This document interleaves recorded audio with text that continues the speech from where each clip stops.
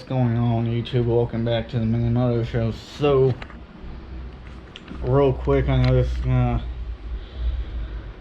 probably make no sense or whatever the hell, but one thing I don't like in the automotive modification world is body lifts on trucks, Jeeps, SUVs, shit like that. And what I mean by that is you take the body of the vehicle off the frame and you put spacers, usually rubber or silicone type mounts that go between the frame of the vehicle and the body of the vehicle, and you set it back down, bolt it, and that usually that'll lift the body of the car off the frame. I understand the point of a body lift is to get the body away from the wheels and higher off the ground, so when you're rock crawling and shit, you don't have rocks hitting the doors and the fenders and all this other shit. But at the same time, you know, you're taking your center of gravity.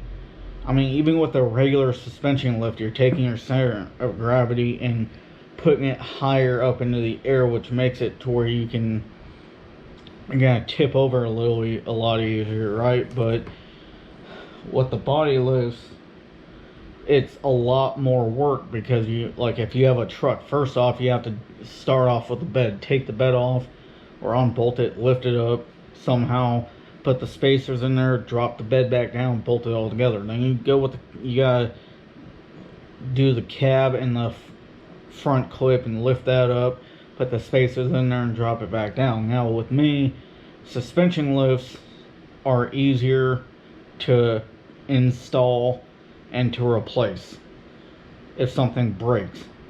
You know, you just take the tires off, take the suspension off, put the lifted suspension on, and whatever. Now, body lifts are probably cheaper because, you know, you got anywhere from like 6 to 8, maybe 10 rubber bushings that you can probably buy for $150 compared to, you know, upwards of $3,000, $4,000, $5,000 or more for suspension lifts. You know, depending, I mean, you can find some good ones for $250, $300. Like for my Ford Ranger, I can find ones left and right for $500 or less. But getting the really good ones that come with the shocks and the leaf springs and the upper and lower control arms and the steering knuckles, the lifting blocks for the rear end with the longer U-bolts, you're talking like $4,000, $5,000 for a really high-end, and that's not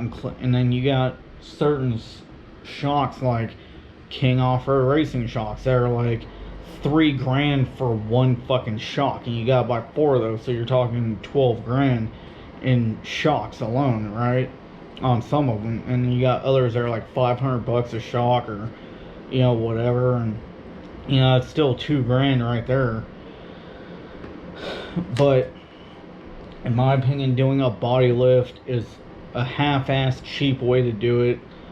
And, you know, at least from what I understand, and I could be wrong, with a pickup truck and the suspension kind of works together to kind of you know, flex and stuff. So you kind of don't want to take the body of the truck off the frame with any kind of truck, because, you know, the body might start flexing one way, and then the frame starts flexing the other way, and then you start breaking shit, you know, whatever. I don't know. It's all geometry and science, and it's all technical type shit and whatever the fuck. And, you know, I just have to get back into knowing all about that shit before I can really make a full statement on it like that. But I don't know, like I said in one of my last videos, I just hate half-ass work when it comes to anything, when it comes to cars,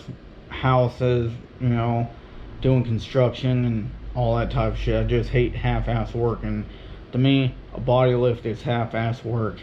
So let me know what y'all think, if you even are following along. But anyways, love y'all, be safe, catch you guys on the flip side.